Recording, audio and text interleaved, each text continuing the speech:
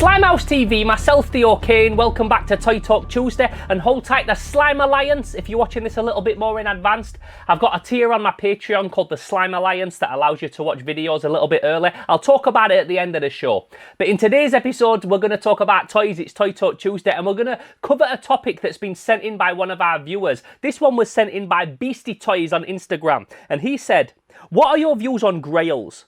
Like, would you happily spend thousands, or do you think it's a crazy amount of money for a toy you most likely never had as a kid? And I love that. I love how he says that we never had as a kid, because in many cases, that's what Holy Grails are. There's something that we've never had any nostalgic attachment to, but we want it anyway. So I think it's a real interesting subject, and it's a topic that I really want to cover on today's show. So first of all, I think it's important to actually talk about what a Holy Grail is, because I think it's a word that gets thrown around quite a bit. It's a word that gets thrown around within the toy community. It might get thrown around in other collecting communities, I'm sure it does, but we're talking about toys today. And it's, to me, a Grail is something that is so unobtainable that even if you had £1,000 right here, right now, and you had it to spend on that Grail, you still wouldn't be able to find it. Holy Grails come up every now and again. They're not something that you can just go on eBay tonight and buy.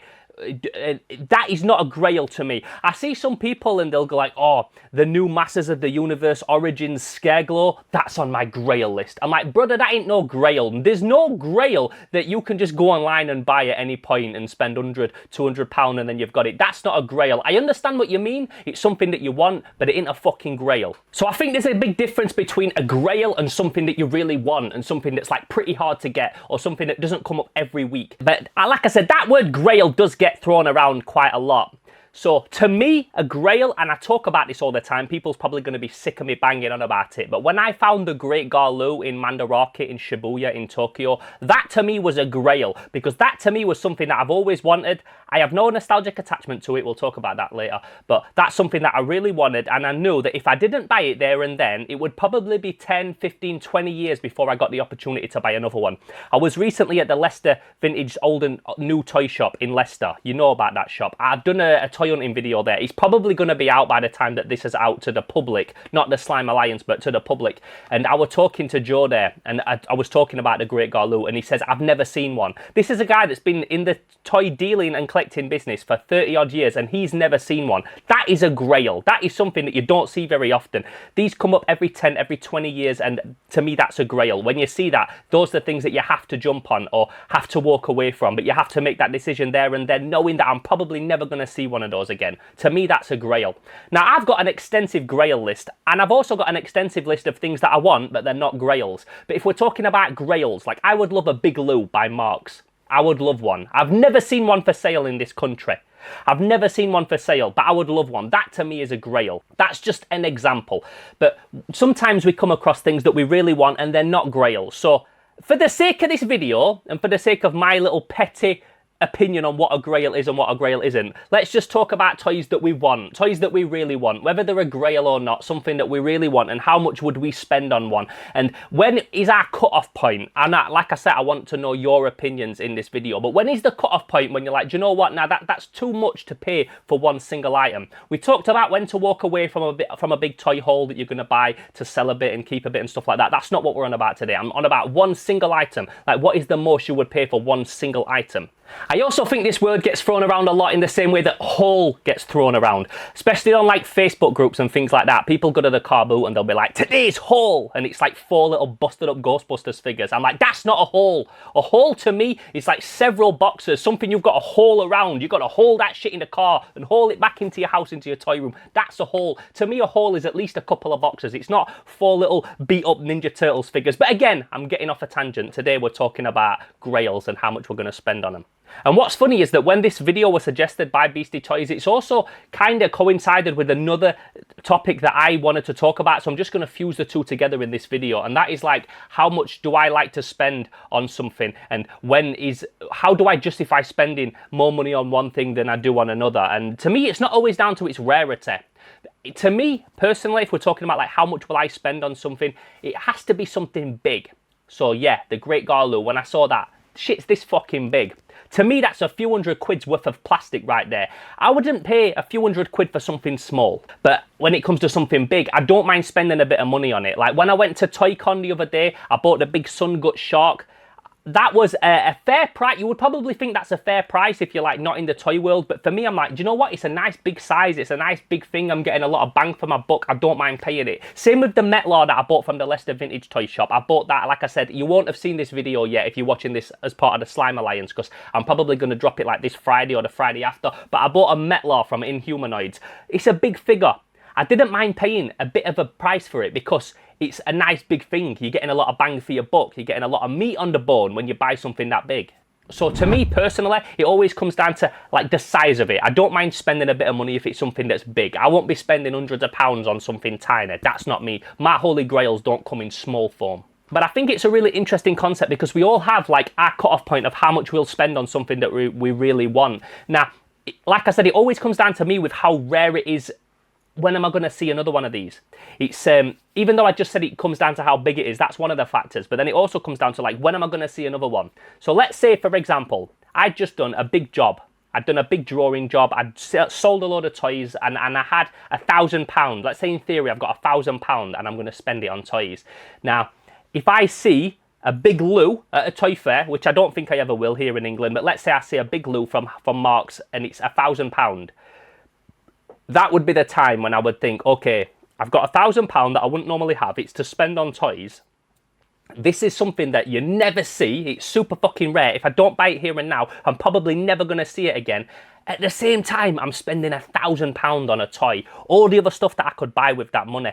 I could buy a fucking trip to Japan. I could buy a ticket to Japan for less than that. So you have to start weighing up like your priorities. And it often comes down to priorities. Me personally, I don't have a family. I live alone. I don't have kids or anything like that. I don't have a dog. I don't have responsibilities like that I have to pay for. All I have to pay for is to make sure that my bills and my mortgage is paid. Everything else is my spending money to spend on Slimehouse and filmmaking and that kind of thing. I invest all my money back into cool shit. But people have different priorities. Some people will be like, oh, do you know what? I want to buy that, but I've also got to put two with my missus for a new car so we can take the kids to school and so I can get to work and things like that. I work from home, so I don't even have those kind of outgoings. So everybody's outgoings, everybody's like personal priorities are different. So it all comes down to your personal preference, how much you would spend on a toy. Obviously, this is just like me telling you how to suck eggs. I feel daft even talking about it. But that's the reality of it. It's all down to our priorities of how much we're willing to spend, because in theory, let's say most of our Holy Grails are about, they're going to never be more than like £1,000. Let's say £1,500. That's like the most that it's going to be for us to buy a Grail. I would really love a Mattel Kraken in the box. I would love one boxed. One that I can take out of the box. I don't want it sealed, but I would love a Mattel Kraken.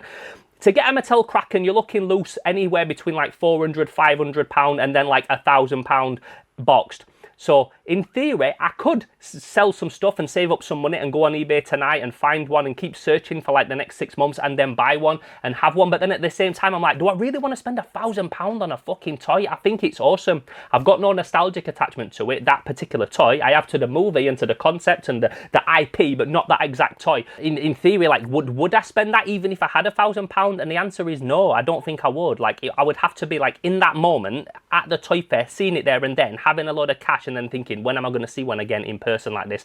And usually when I'm caught on the spot like that is when I make a decision if I want to buy a Holy Grail. If I've ever got like some money spare, I don't sit on eBay looking for Grails and buying them that way. Not really, because I'm not from that world. Also, I've talked about this many times, but I come from like a pre-internet era of collecting. I've obviously transitioned into the collecting of buying online and stuff like that, but because I was raised by a toy dealer, I've been on this shit since like before eBay was even really a thing. So to me, like a Holy Grail back then, something that you really wanted, it wasn't something that you could just go on eBay and buy. A lot of the things that were Holy Grails to us when we were like young, I said us, but like I was on like toy collecting from a young age. So let's say like when I was like 15, something that I really wanted as like a Holy Grail then, it was not something that I could just go on eBay and buy, but now I could. So yeah, Holy Grails changes. I'm going on a bit of a tangent here, but you get what I'm trying to say. So just to put a pin back where we were talking, I think that a lot of it with me personally comes down to like my priorities at the time. What would that money be better spent on? Have I got something else that I'm paying for. Like, if I'm making a movie at the time, my focus is completely on making a movie. All my money and my attention and my mind, every bit of space in my brain is going into that movie project. So, I mean, at that time, I'm not going to toy fairs and things like that. I'm certainly not sitting on eBay looking for toys. But let's say on the off chance I got offered something that was like a real holy grail piece, I'd have to think, what is a bigger priority? Me getting that toy or me finishing my fucking movie, like my life project? And to me, it's always going to come down to the movie stuff. So it's all about our personal priorities. And I'm sure everybody watching this has their own individual personal priorities. Some people have families, some people have other commitments and things like that. So it all comes down to, at the time, when you're in that heat of that moment, how much do you spend? And what I also really liked about what Beastie Toys said is that we're spending money on something that we never had as a kid. If you had a Mattel Kraken or a Shogun Godzilla or any of these other like Grails as a kid, you was either like a super rich kid or you was just like super lucky to have come across them, because especially in this country, like we didn't have those toys like so readily available like they did in other countries. Like we did have them available, but like not like other countries. So if you had like a Shogun Godzilla as a kid, you probably either got that at like some discount store or it's because you went to America. But either way, the majority of us like didn't have that shit as a kid for whatever reason. A lot of these Grails are like super fucking rare. We don't have nostalgic attachment to them. And I think me personally, I'm a big fan of like the 80s and the late 70s and stuff like that. That's like an era that I really fucking, I've got a real affinity for, a real attachment to. So anything from that era that's like unusual and cool, I fucking warm to. It doesn't matter whether I had it as a kid personally. It's just something that I saw as a kid, and I saw, and I know that as a kid I would have loved it, and as an adult I appreciate it even more. And that's why I want the personal Grail. I didn't have a fucking Garloo growing up, did I? Fuck, like this thing coming out in like 1962, I didn't have a great Garloo growing up, and if I did, it would have been from a car boot and broken and bashed up at that point. But it's something that I saw years later and thought, oh, that's so fucking awesome. It's such a dope like trophy of that era. It's such an interesting piece that came out of an era that I was never even born. I wasn't even born then, and I just can't help but think it's fucking awesome. So that's why I want that. It's not down to its rarity. If I've said this before, if Smiths re-released a Great Garloo, I would think it's just as cool to have that one as I would as an original one. The new one would even work better and probably be made from a less brittle ceramic plastic that didn't break and crumble so easy. So to me, it's not always down to the fact that it's a rare piece or that it's worth money. It's just the fact that it's so fucking unusual, and I love the sculpt and the idea of it, and that it was created in a time that I really warm to, and a time that I relate to way more than the time that we live in now in many ways. So that's why I like this stuff. But don't get me wrong, the fact that like it's so elusive and so rare and that you don't see them around is definitely something that draws me to this stuff. And I'm going to get into this in another subject, like how when something's rare and something's weird and unusual, I warm to it more than when it's well known and a lot of people are talking about it. I mean, I've said this 100 times on this show, but I'm an artist, I'm a toy designer, I'm a creator, I'm a filmmaker. I love the artistry and the design of these toys, and that they're so reminiscent of an era that I'm so in love with. So to me, that's why a lot of this stuff appeals to me. It doesn't necessarily have to be nostalgic. I was raised by a toy dealer, so I've had these toys around me like all my life. These toys don't really have a nostalgic attachment with me. Quite often I'll see something, well, not quite often, but every now and again I'll see something that I had as a kid and forgot about, and I'm like, oh, what? I haven't thought about that for fucking years. That's awesome. Every now and again, a lot rarer as I get older and older, but every now and again there's something that jumps out to me that I do have that nostalgic attachment to. But a lot of this stuff, it's not because I had it as a kid and I want to get it back, because I've got the most of the stuff that I had when I was a kid. But there's the odd thing that would be a Grail or something that I really want, that I had as a kid, and I think, oh, I really want it back just because I had it as a kid and I want another one. But a lot of this stuff I didn't have as a kid.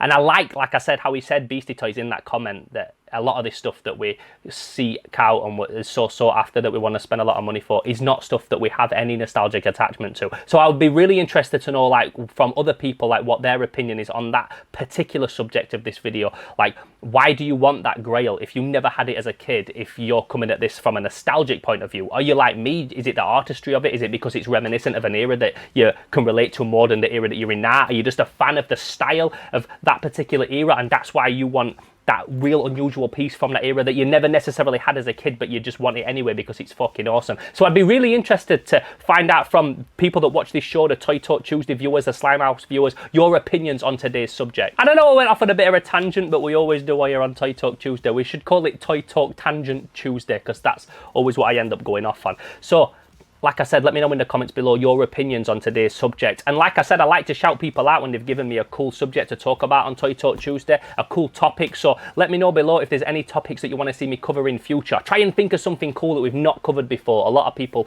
give me comments of things that we've already covered or things that we've kind of covered but in a different way of saying it, but it's pretty much the same thing. So I always like it when it's something like this that's a little bit different. So let me know in the comments below, and hopefully I'll choose your subject and we can talk about it on a Toy Talk Tuesday. Hold tight, the Slime Alliance, if you're watching this a little bit more in advance. Like I said at the start of this video, I've got a new tier on my Slimehouse Patreon called Slime Alliance. For as little as £5 or more a month, you can become a Slime Alliance member and you get access to these videos 2 weeks early. I'm going to start when I get to 30 Slime Alliance members. I'm at like 21, 22 or something like that at the minute, but when I get to 30, I'm going to start doing a monthly exclusive episode just for the Slime Alliance members on Patreon. It's probably going to be really abstract and experimental and weird and like completely something that I just want to make, but I know that if you're spending that money there on the Patreon to become a Slime Alliance member, you're going to be happy to watch whatever I create, so I really do appreciate it. So head over to patreon.com/SlimeHouseTV. You can become a Slime Alliance member for as little as a £5 or more a month, and like I said, you get access to these videos 2 weeks in advance.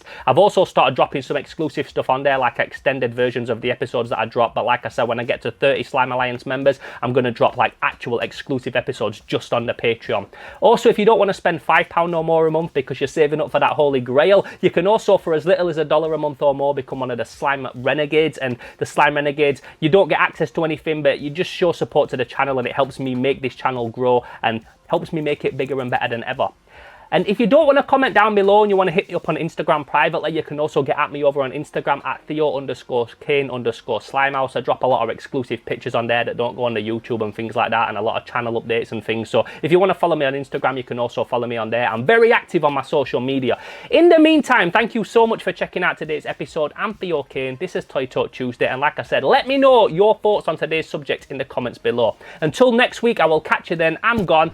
Pow!